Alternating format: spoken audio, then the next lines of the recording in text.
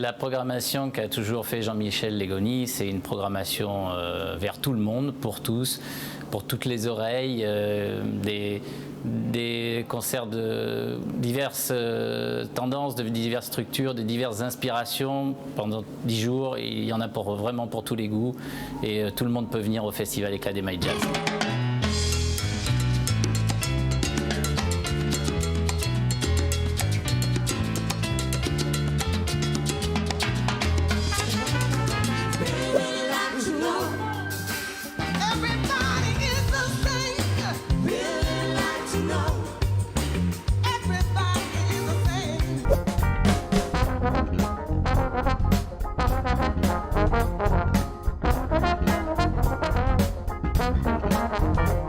C'est le principe du festival. On a toujours partagé, on s'est toujours partagé entre des concerts en salle payants, des concerts gratuits, des concerts où le public vient au concert et des concerts où on va vers le public. Cette année, on sera comme d'habitude dans toutes les grandes salles, l'Opéra, le Théâtre de l'Union, le Centre culturel. On sera aussi bien évidemment dans toutes les BFM de la ville. Là, ce sont à chaque fois des concerts gratuits.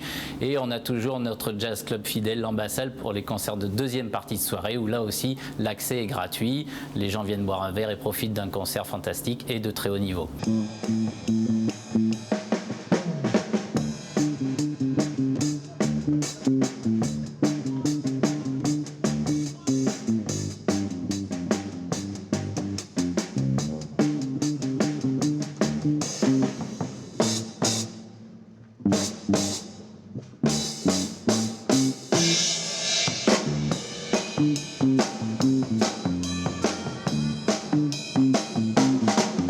L'histoire que j'ai avec Aretha, elle remonte à mon enfance.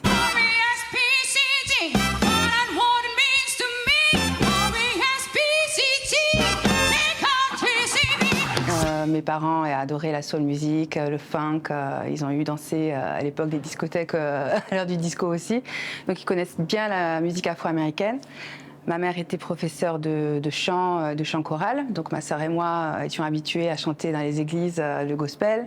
Donc voilà, toutes ces influences nous ont amenés à écouter éventuellement Aretha. Moi, je suis tombée amoureuse de sa voix quand j'étais enfant, amoureuse de ses textes aussi, parce que ma mère nous traduisait les paroles, parce qu'elle trouvait important que l'on sache ce que l'on chante.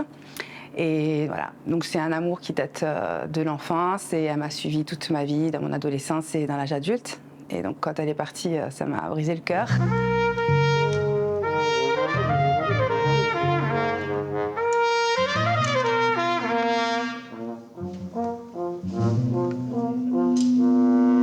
C'est technique sans lettres. En fait, il y a, je pense, à mon sens, des chanteuses que j'ai pu réinterpréter dans toute ma vie. C'est moins technique que d'autres chanteuses afro-américaines.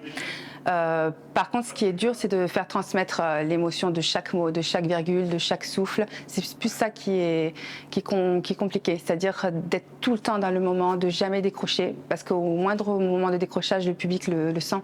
Et c'est ça, en fait, qui touche dans Aretha.